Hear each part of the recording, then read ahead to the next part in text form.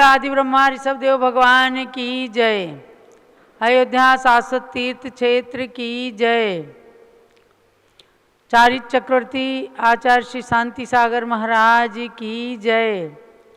परम पूज्य चारित्र चंद्रिका गणिनी प्रमुख श्री ज्ञानमती माता जी की जय। भव्यात्माओं, 3:30 बज गए हैं, क्लास प्रारंभ होने वाली है। स्वाध्याय की प्रारंभिक क्रिया संपन्न हुई है। सर्वप्रथम संस्कृत व्याकरण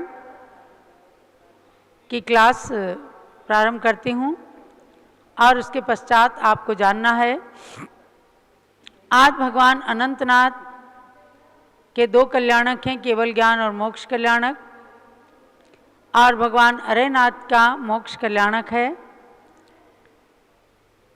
उन भगवंतों की स्तुतियों को पढ़कर आप सब मंगल ध्वनि को अपने घरों में श्रवण करें।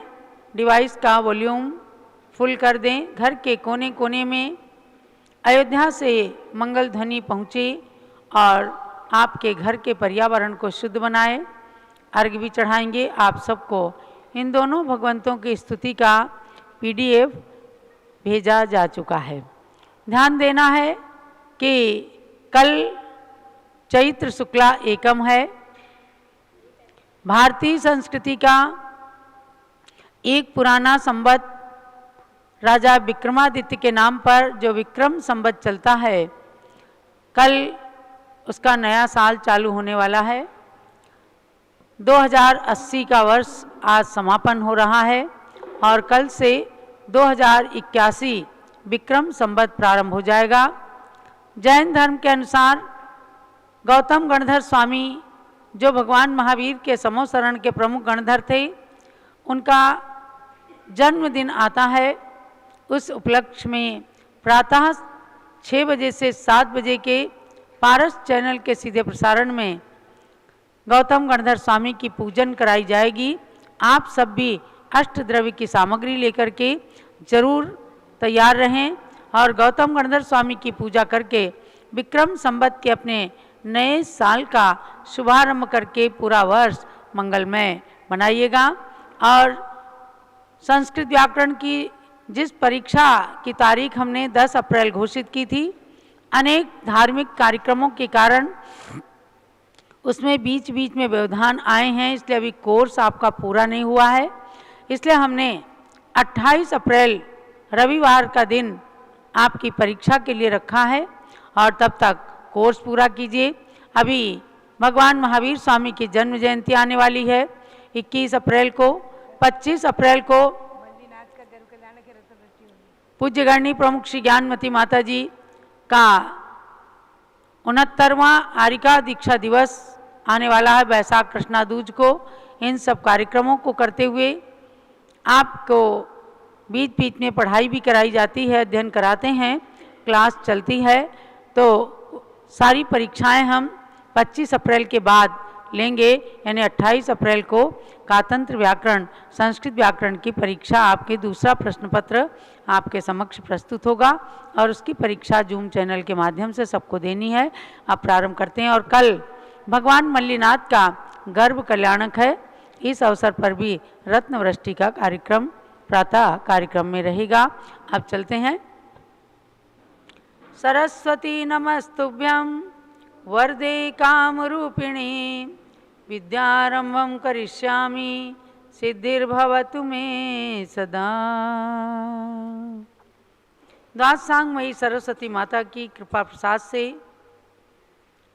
गणनी प्रमुख श्री ज्ञानमती माता जी की छत्र छाया में अपने ज्ञान की नींव को मजबूत करने के लिए आप संस्कृत व्याकरण का अध्ययन कर रहे हैं। आप सबके पास पुस्तकें हैं और PDF भी भेजे गए हैं। उसमें पेज नंबर 27 पर चलते हैं और सूत्र नंबर आएगा 106। यानी कि आपने कहाँ गच्छति कहाँ धावति का रूप पढ़ लिया है। को गच्छति को धावति, इसमें विसर्ग को ओ हुआ है उ और उ को ओ होकर के को गच्छति और को धावती बना है। आगे चलते हैं। कहा प्लस इह, कहा प्लस इह, ये विसर्ग संधि का प्रकरण है। विसर्ग का मतलब किसी भी स्वर या व्यंजन के बाजू से दो बिंदी रखी रहती, उसको कहते हैं विसर्ग, और इसका उच्चारण होता है ह का। जैसे नमः में, माँ में दो बिंदी रखी रहती हैं तो उसको ह का उच्चारण करते हैं नमः। ऐसे ही विसर्ग के ही कुछ रूपों को बताने के लिए कि कैसे विसर्ग संधि का क्या रूपक बनता है, उसी को विसर्ग संधि कहते हैं। तो कहा प्लस इह है। तो अब सूत्र इसमें लगता है 106 नंबर, अपरो लोप्योन्य स्वरे यम वा, अपरो लोप्योन्य स्वरे यम वा, अपरो लोप्योन्य स्वरे यम वा, अपरो लोप्योन्य स्वरे यम वा। इस सूत्र का अर्थ है आकार से परे विसर्ग का लोप हो जाता है अथवा यह हो जाता है आकार से भिन्न अन्य कोई स्वर के आने पर। यानी ये का में आ है और इसमें विसर्ग है तो क्या कहलाया, कहा, और इधर आ नहीं होना चाहिए, कोई भी स्वर हो आगे आ को छोड़ करके, तो फिर विसर्ग का लोप हो जाता है। तो लोप हो जाता है या फिर विसर्ग को या हो जाता है। तो इसमें दो रूप बनते हैं। जब विसर्ग का केवल लोप हो गया तो इसका क इह रहा, क इह, और फिर का के विसर्ग को एक बार यह हो गया इसी सूत्र से, तो क य इह, उसके बाद इसकी संधि हो गई व्यंजन मस्वरम परवर्णम नयेत, जो पहले से ही सूत्र चला आ रहा है। तो उससे क य प्लस इह, तो ये व्यंजन है, या इसमें ई मिल गया तो क ये ही बन गया। दो रूप बने, विसर्ग का लोप होने पर क इह रहा और विसर्ग को यह होने पर क ये ही हो गया। ऐसे ही कहा प्लस ऊपरी है, तो एक बार विसर्ग का लोप हुआ तो क ऊपरी, और एक बार विसर्ग का या हुआ तो क यू परी, या में ऊ की संधि हो गई तो क यू परी बन गया। बहुत ही सरल है, सबसे सरल मैं समझती हूँ विसर्ग संधि है। और फिर उसके बाद आता है कह प्लस एषः, कह प्लस एषः, एक बार विसर्ग का लोप हुआ तो क एषः रह गया। देखिए अच्छे से देखिएगा, क एषः रह गया, और एक बार विसर्ग का य हो गया, य में हलंत रहता है तो उसमें ए की संधि हो गई, व्यंजन मस्वरम परवर्णम नयेत, इससे संधि हो गई तो कयेषः बन गया। कयेषः कयेषः, एक ही सूत्र से दोनों काम हो रहे हैं। अब आगे चलते हैं, देवा प्लस आहु, देवा प्लस आहु ये शब्द आया आगे। हाँ, 107 नंबर का सूत्र जो है वो छूट गया है, उसको फिर से पढ़ लीजिएगा। न विसर्जनीय लोपे पुनः संधि, न विसर्जनीय लोपे पुनः संधि, न विसर्जनीय लोपे पुनः संधि, न विसर्जनीय लोपे पुनः संधि। इसमें क्या कहा था कि विसर्ग के लोप होने पर पुनः संधि नहीं होती है। ये किनके लिए कहा है, जैसे का इह, का ऊपरी, तो जब विसर्ग का लोप होता है तो इसको को परी या के ऐसी संधि नहीं होती है। ये इसका विशेष नियम बनाया, तो इसीलिए का इह बना, का ऊपरी बना, और जब इसमें या हो गया तब इसकी संधि हो गई कई ऊपरी या कई, ऐसा हो गया। अब आगे है देवाः प्लस आहु, देव, तो देवाः प्लस आहु में अब संधि का सूत्र लगता है, आभोभ्यामेव मेव स्वरे, आभोभ्यामेव मेव स्वरे, आभोभ्यामेव मेव स्वरे, आभोभ्यामेव मेव स्वरे। ये सूत्र कहता है कि आगे स्वर के आने पर आकार और भो शब्द से परे विसर्ग का लोप हो जाता है अथवा यकार हो जाता है। बहुत सरल व्याकरण है कातंत्र रूपमाला। इसी व्याकरण को पढ़ करके पूज्य ज्ञानमती माता ने अपने ज्ञान की नींव को मजबूत किया, और आप समझो अनेक टीकाएं कर लीं, और इसके उपरांत जैनेन्द्र प्रक्रिया व्याकरण शब्दार्णव चंद्रिका, जैनेन्द्र महावृत्ति आदि ग्रंथों का अध्ययन अपने शिष्य शिष्याओं को कराया और जैनेन्द्र प्रक्रिया व्याकरण प्रकाशित भी हो चुकी है। आप लोग उसको भी मंगा करके पढ़िएगा। कातंत्र रूपमाला और जैनेन्द्र प्रक्रिया दोनों व्याकरण के नियम थोड़े अलग अलग हैं, लेकिन शब्द सब उसी तरह से बनते हैं। तो आपको यहाँ पर विसर्ग संधि के अंदर बताते हैं कि आगे स्वर के आने पर, माने देवा प्लस आहू है, तो देवा में भी ये स्वर है, आगे भी आहू जो है आ स्वर है। इसके आने पर आकार और भो शब्द से परे विसर्ग का लोप हो जाता है। तो देवा में विसर्ग का, यहाँ पर विसर्ग थे, उसका लोप हो गया, तो देवा आहू बना। और एक बार कह रहे हैं अथवा यकार हो जाता है, तो विसर्ग के का यकार हो गया। बत्ती कहाँ है? वो जो है इसमें विसर्ग रह गया जरा। देवा, देवा य प्लस आहू, देवा याहू, इसे संधि हो गई, देवा याहू बन गया। तो जब विसर्ग का केवल लोप हुआ तो देवा आहू बना, और विसर्ग का य हुआ तो देवा याहू बन गया। अब देखो इसमें आकार के अलावा भो शब्द की भी बात आई है। तो इसमें कहते हैं भो प्लस अत्र, तो इसमें भी भो प्लस अत्र है, ये है विसर्ग। विसर्ग का जब लोप हुआ तो भो अत्र बन गया, ध्यान से देख रहे हैं ना। और विसर्ग का जब या हो गया तो आ इसमें संधि हो गई आ की, तो भो यत्र बन गया। हर जगह सर्वत्र संधि का सूत्र है व्यंजन मस्वरम परवर्णम नयेत, उससे यह स्वर रहित व्यंजन है उसमें स्वर लग गया तो संधि हो गई, भो यत्र बन गया। अब आगे चलते हैं, भगो प्लस अत्र, अघो प्लस अत्र। अगला सूत्र लगता है भगो अघोभ्याम वा, भगो अगोभ्याम वा, भगो अघोभ्याम वा, भगो अगोभ्याम वा। हाँ, ये सूत्र कहता है कि भगो और अघो से परे विसर्ग का लोप होता है अथवा यकार होता है आगे स्वर के आने पर। एक ही सूत्र से बहुत सारे कार्य हो सकते हैं, पर इस व्याकरण में प्रारंभ में ही कहा है बाल बोधाय कथ्यते, माने बच्चों के, बाल बुद्धि वालों के ज्ञान के लिए ये सरल व्याकरण इसीलिए बनाई है कि हर एक शब्दों को सिद्ध करने के लिए अलग अलग सूत्र दिए हैं। तो भगो के बाद में देखो, भगो के बाद जो विसर्ग है उसका लोप हो गया, तो भगो अत्र बन गया, विसर्ग का लोप हो गया, ऊपर भी होता आ रहा है लेकिन इसके लिए सूत्र अलग बनाया। ऐसे ही भगो अत्र बन गया, और जब विसर्ग को य हुआ तो भगो यत्र बन गया। एक बार संधि हुई जब य हुआ, और जब विसर्ग का केवल लोप हुआ तो संधि ना हो करके ज्यों का त्यों रूप रह गया भगो अत्र, और संधि य होने से विसर्ग की भगो यत्र बन गया। इस प्रकार से ये ऐसे ही अघो प्लस अत्र, भग माने होता है पुण्य और अघ माने होता है पाप। तो अब यहाँ पर अघो अत्र, तो अघो का विसर्ग का लोप हो गया तो अघो अत्र बन गया, और अघो की विसर्ग को जब य हो गया तो या में आ की संधि हो गई, अघो यत्र हो गया ना। अब आप आगे चलिए, थोड़ा सा और लेकर के विषय को समाप्त करूंगी। देवा प्लस गता, देवा प्लस गता, तो अब इसमें सूत्र लगता है भगो अघोभ्याम वा,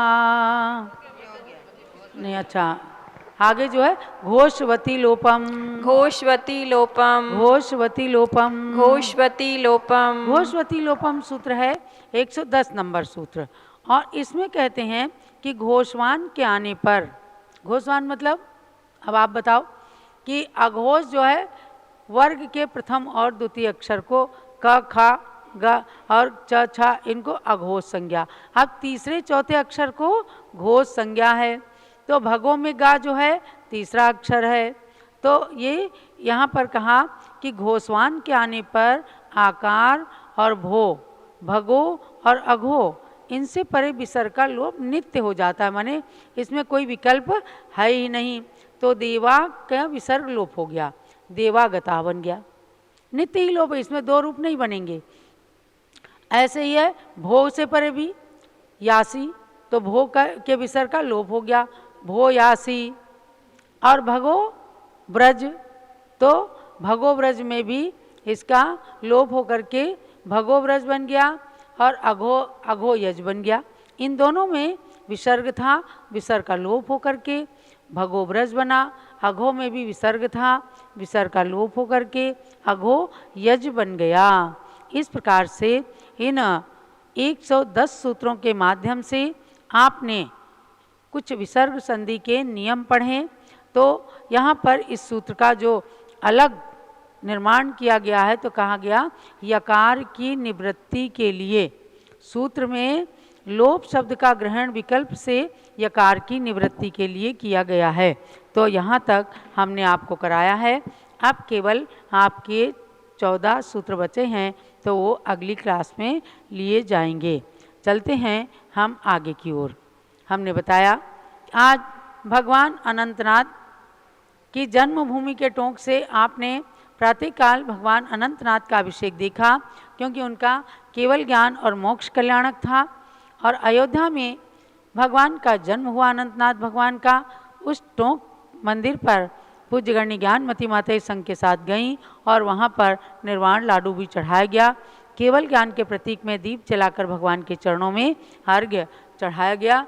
तो हम यहाँ पर अनंतनाथ भगवान की स्तुति के माध्यम से आप तक घंटानाद ध्वनि जो देवताओं के यहाँ बिना बजाए बाजे बजने लगते हैं, उस के अनुसार आपके यहाँ भी हम मंगल ध्वनि पहुँचाएंगे।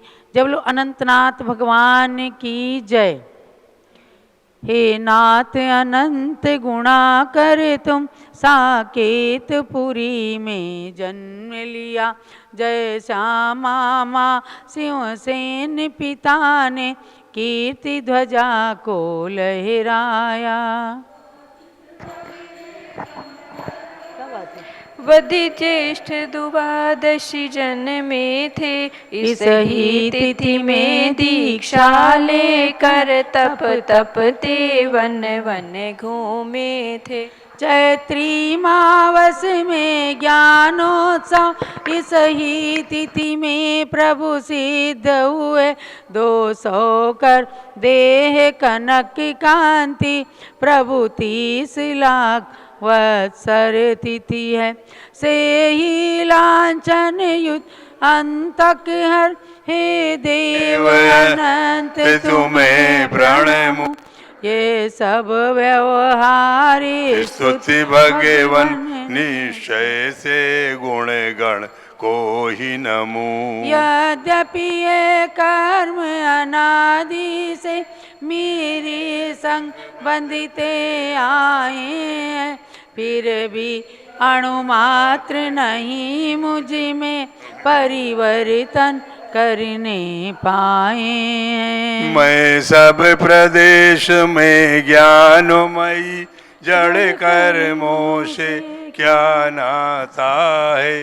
मैं हूँ चैतन्य अनंत गुणी, जड़ ही जड़ के निर्माता है। यह निश्चय न जब निश्चय से ध्यानस्थ अवस्था पाता है, तब कर्मों का करता भोक्ता नहीं होता, बंध नशाता है। भगवन तब चरण कमल सेवा, करोते करोते यह फल पाऊं।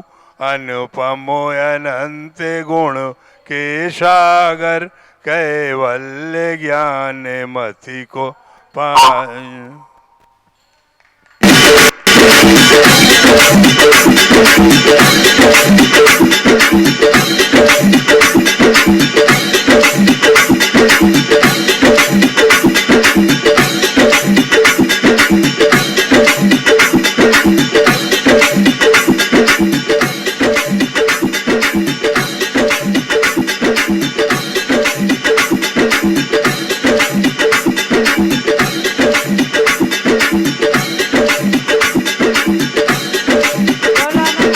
भगवान की जय। बहुत ही सुंदर स्तुति। भगवान की पूरे पंच कल्याणक के साथ, उनकी तिथियों के साथ परिचय पूरा और कितनी आध्यात्मिक भावनाओं को इसके अंदर भरा गया है। अर्घ चढ़ाइए। ओम ह्रीम गर्भ जन्म तप ज्ञान निर्वाण कल्याणक प्राप्त श्री अनंतनाथ जिनेन्द्राय अर्घ्यम निरपामिति स्वाहा। और अब अरेनाथ भगवान की स्तुति पढ़ते हैं। अरनाथ स्वयं हरि कर्मों को घाता अरहत पदवी पाई त्रिभुवन के नाथ उदर तिष्ठे मित्र सेना माता हर्षाई। सुर पूज्य सुदर्शन जनक अहो है धन्य हस्तिना पुरी आहा फाल्गुण बदि तीज गर्भ मंगल मगशिर शुद्धि 14 जन्म लहा। मगशिर सित 10वीं दीक्षाली मायाभ्यंतर तप तपते थे कार्तिक सित 12 के दिन में केवल ज्ञानी रवि चमके थे। 84,000 वर्ष आयु तनु 120 हाथ सुंदर मछली लांछन युत कनक वर्ण प्रभु कामदेव और चक्रेश्वर। शुभ चैत्र अमावस के प्रभुवर संमेधाचल से मृत्युजयी निज भेद विज्ञान प्रगट करके अपने को पाया आप सही। मैं भी प्रभु चरण कमल बंधु ये कृपा प्रसाद मिले मुझको मैं केवल ज्ञान मति पाऊं मुझसे ही सिद्धि मिले मुझको।